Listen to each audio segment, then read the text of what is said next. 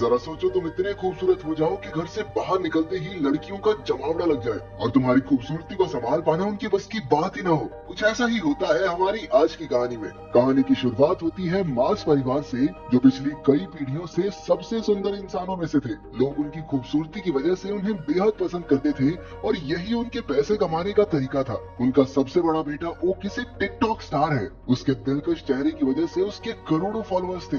इसके अलावा वो आम लड़कों की लड़कियों से सेटिंग करवाने में भी मदद करता था। उसका बाप पार्कर भी अपने समय में हद से ज्यादा खूबसूरत था, जो आए दिन लड़कियों का दिल तोड़ता था। उसने 1200 से ज्यादा लड़कियों को डेट किया था और आखिरकार उसे अपने बच्चों की माँ मिल गई। उसकी माँ भी काफी खूबसूरत थी, लेकिन थोड़ा आदमियों की तरह। अबे इसकी तो मूंछें भी हैं। उनका छोटा बेटा कुलीन घर में सबसे ज्यादा सुंदर है। पूरे परिवार को अपनी खूबसूरती पर नाज था, लेकिन कुलीन चाहता था कि वो एक आम जिंदगी गुजारे। वो अक्सर सोचता था कि अगर वो थोड़ा कम सुंदर होता तो हर बार बाहर निकलने पर उसके पीछे लड़कियों की भीड़ ना पड़ती। उसके सुंदर चेहरे की एक झलक देखते ही लड़कियां पागल सी हो जाती। किसी की नाक से खून बहता तो कोई अपने बाल नोचकर इधर उधर कूदने लग जाती। नतीजा ये हुआ कि कुलीन की आज तक किसी लड़की से बात तक नहीं हो पाई थी। वो ज्यादा बाहर नहीं जाता था और अब तक घर से ही पढ़ रहा था। कुलीन के पास अपनी मछली के अलावा बात करने के लिए कोई भी नहीं था। वो अकेला ही पत्ते खेलते हुए मछली से बातें करता रहता। उसके इस बर्ताव से उसके परिवार को काफी चिंता हो रही थी।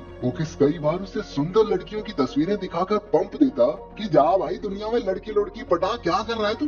लेकिन कुलीन कहने लगा कि उसे एक ऐसी लड़की चाहिए जिसे उसकी सुंदरता से फर्क ही न पड़ता हो। वो चाहता था कि लड़कियां उसके दिल के लिए उसे पसंद करें। जब कोई तरकीब काम नहीं आई तो परिवार वालों ने एक नया तरीका सोचा। उन्होंने गरीब होने का नाटक करने का प्लान बनाया ताकि वो कुलीन को स्कूल जाने पर मजबूर कर सके। एक रात जब कुलीन पानी पीने उठा तो उसने अपने माँ बाप को बात करते सुना कि अब से वो लोग नाश्ते में सिर्फ अंडे खाया करेंगे ताकि कुलीन को घर से पढ़ाने के पैसे जमा हो सके। ये सुनकर उसे काफी पछतावा हुआ और अगली सुबह उसने स्कूल जाकर पढ़ने का फैसला किया। ये सुनकर पूरा परिवार खुशी से नाचने लगा, लेकिन फिर कुलीन ने कहा कि मैं तो सिर्फ लड़कों के स्कूल में जाऊंगा। बाकी सबका मूड थोड़ा खराब हुआ, लेकिन फिर भी वो मान गए कि कम से कम घर से बाहर तो निकलेगा ये। स्कूल के पहले दिन ओकिस उसे बाइक पर छोड़ने गया, लेकिन बाइक से उतरकर भी कुलीन हेलमेट पहनकर ही चला गया। उसने पूरा दिन हेलमेट पहनने की सोची ताकि किसी का ध्यान उसकी खूबसूरती पर ना जाए, लेकिन हुआ एकदम उल्टा, क्योंकि हेलमेट की वजह से सारे बच्चे उसे ही देखने लगे। उसे परेशान करने सिटी नाम का एक लड़का और उसके चेले आ गए।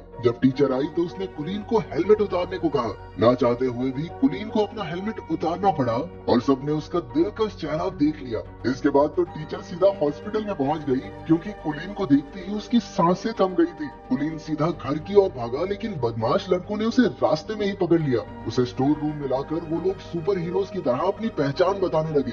ये तीनों पिछले 3 साल से स्कूल में पढ़े थे, क्योंकि सिटी को बस बीबीएम स्कूल की सबसे सुंदर लड़की अमेंडा के साथ ही पार्टी में जाना है। अमेंडा सिर्फ सुंदर लड़कों की बात ही सुनती है, इसलिए उन्होंने कुलीन को अपना डाकिया बनाने की सोची। फिर उन्होंने कीबो नाम के एक शरीफ लड़के को धमका कर उसका साथी बना दिया। कुछ देर बाद कुलीन प्रिंसिपल के पास इन बदमाश लड़कों की शिकायत करने पहुंचा। प्रिंसिपल बेचारा खुद ही अपने बेटे की वजह से परेशान था। वो उल्टा कुलीन से ही कहने लगा कि लड़की पटवा दे भाई इस बावड़ी दूध से, ताकि जल्दी से जल्दी स्कूल को छोड़ के जाए। उस रात कीबो और कुलीन ने अगले दिन ये काम करने का फैसला किया। कीबो के रूप में एक अच्छा दोस्त पाकर कुलीन को काफी खुशी हुई। अगली सुबह वो दोनों बीबीएम स्कूल पहुंचे, जहां उन्हें देखते ही लड़कियां चिल्लाने लगी, ये हेलमेट वाले लड़के को बाहर निकालो, पता नहीं कितना बुरा दिखता होगा। सभी लड़कियों ने मिलकर कुलीन को हेलमेट उतारने पर मजबूर कर दिया। जैसे ही उसने हेलमेट उतारा, पूरे स्कूल में तहलका मच गया। कुछ घंटों बाद तो टीवी पर खबर आ रही थी कि कुलीन की वजह से लड़कियां पागल हो रही हैं। किसी की नाक से खून बह रहा था तो कोई इधर उधर उल्टी फुल्टी हो रही थी। स्कूल की सबसे खूबसूरत लड़की अमेंडा को भी उसे न्यूज पर देखते ही उससे प्यार हो गया।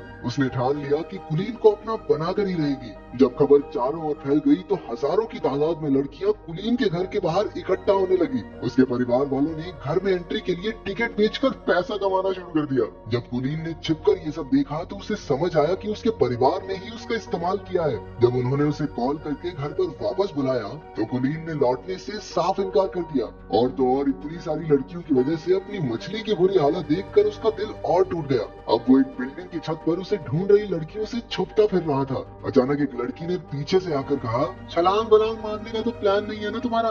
कुलीन हैरान होकर उसे देखने लगा क्योंकि वो पहली लड़की थी जो उसे देखकर बेहोश नहीं हुई। उसे देखकर कुलीन के दिल की धड़कन बढ़ने लगी और वो कुछ बोल तक नहीं पाया। इसके बाद वो लड़की भी कुछ नहीं बोली और वहाँ से चली गई। कुछ देर बाद वो कीबो के घर रात गुजारने पहुंचा। कीबो और उसकी दादी ने उसका काफी ख्याल रखा। कीबो के कमरे में कुछ बहुत ही रेयर कार्ड्स को देखकर वो काफी खुश हुआ क्योंकि उसे भी ऐसे कार्ड्स कलेक्ट करने का शौक था। अगले दिन दोनों छत वाली लड़की को ढूंढने लड़कियों के स्कूल में गए। वहाँ पर उनकी मुलाकात अमांडा से हो गई जिसे उन्होंने सिटी का खत दे दिया। अमांडा कुलीन की खूबसूरती से फर्क न पड़ने का नाटक करने लगी, लेकिन जैसे ही वो गया अमांडा की नाक से भी खून निकलने लगा। कुलीन को सीढ़ियों पर वो लड़की फिर से दिखी, लेकिन अपने आसपास लड़कियों के झुंड की वजह से वो उससे बात नहीं कर पाया। अगले कुछ दिनों तक कुलीन और कीबो साथ रहे और दोनों में गहरी दोस्ती हो गई। अगले दिन कीबो कुलीन को फुटबॉल देखने साथ ले गया, जहाँ वो अक्सर रेरे नाम की लड़की से मिलने जाता था। कीबो इस लड़की को बेहद पसंद करता था। मैच के बाद कुलीन की नजर अचानक उस छत वाली लड़की पर पड़ गई। वो तो बस उसे देखता ही रह गया। तभी कीबो ने आकर उन्हें मिलवाया और कहा कि उसका नाम रेरे है। तब जाकर कुलीन को पता चला कि कीबो भी इसी लड़की को पसंद करता है। रेरे और कीबो काफी अच्छे दोस्त थे और उन्हें साथ देखकर कुलीन को जलन होने लगी। वो रात को ठीक से सो भी नहीं पाया क्योंकि उसे समझ नहीं आ रहा था कि वो करे क्या। आखिरकार उसे याद आया कि उसका भाई ओकिस भी तो लव गुरु है, उससे मदद मांगनी चाहिए। अगली सुबह कुलीन को अपने सामने देखकर ओकिस की तो आंखें भर आई। वो कुलीन को लड़कियों से बात करने में कब से मदद करना चाहता था। अब तक कुलीन ने अपने परिवार को भी माफ कर दिया था क्योंकि अगर वो बाहर न जाता तो रेरे से उसकी मुलाकात भी ना हो पाती। फिर दोनों भाई सामान लेने गए जहाँ ओकिस ने बताया कि कुलीन उस लड़की को कैसे पटा सकता है। कुलीन ने बिल्कुल वैसा ही किया, लेकिन उसे एहसास हुआ कि वो रेरे को उतना नहीं जानता जितना कीबो जानता है, लेकिन वो फिर भी हार नहीं मानना चाहता था। एक दिन अमांडा ने लड़कों के स्कूल में आकर कुलीन को अपने जन्मदिन की पार्टी का न्योता दिया और साथ साथ एक फोन भी थमा दिया कि बाबू मुझे इससे कॉल करना, ठीक है। फिर शाम को कीबो, कुलीन और रेरे घूमने गए।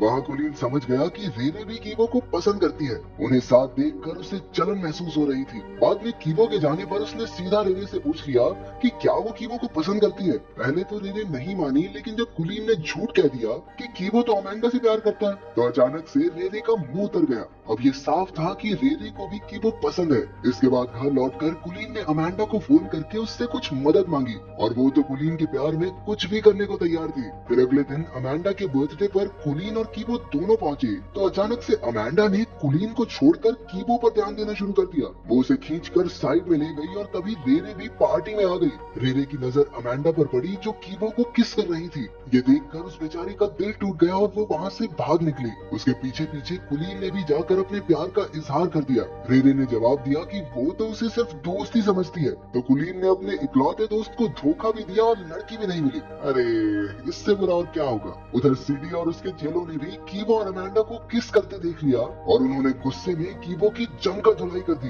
कुलीन दूर खड़ा देखता रहा, लेकिन कीबो को बचाने की उसकी हिम्मत नहीं हुई। बाद में वो कीबो को घर ले आया। अपने दोस्त को दर्द से कराहता देख कुलीन को एहसास हुआ कि उसने बहुत बड़ी गलती कर दी है। उसे अपने किए पर बहुत पछतावा हो रहा था और आखिरकार उसने सारी कहानी कीबो को बता दी। इस धोखे से कीबो हैरान रह गया। वो कहने लगा कि अगर उसे पता होता कि कुलीन भी रेरे को पसंद करता है तो वो खुद ही पीछे हट जाता, लेकिन कुलीन के दिए धोखे के बाद से वो उसका दोस्त बनकर नहीं रहना चाहता। कुलीन पूरे 1 महीने बाद घर लौटा। उसने किसी से बात नहीं की और खुद को कमरे में बंद कर लिया। उसे अपने दोस्त की बहुत याद आती थी। घर पर उसकी माँ ने उसे उसकी मछली दी जो एकदम सही सलामत थी। अपनी माँ की बातें सुनकर कुलीन को एहसास हुआ कि लोग उससे कितना प्यार करते हैं। अब उसने फैसला किया कि वो कीबो को जरूर मना लेगा। अगली सुबह उसने रेरे को जाकर सब सच बता दिया। इसके बाद उसने कीबो के पास जाकर उससे माफी मांगने की कोशिश की, तो पहले तो कीबो नखरे मारता रहा, लेकिन बातों बातों में कुलीन ने कीबो से बुलवा लिया कि वो रेरे को कितना प्यार करता है। बाद में पता चला कि रेरे फोन पर सब कुछ सुन रही थी।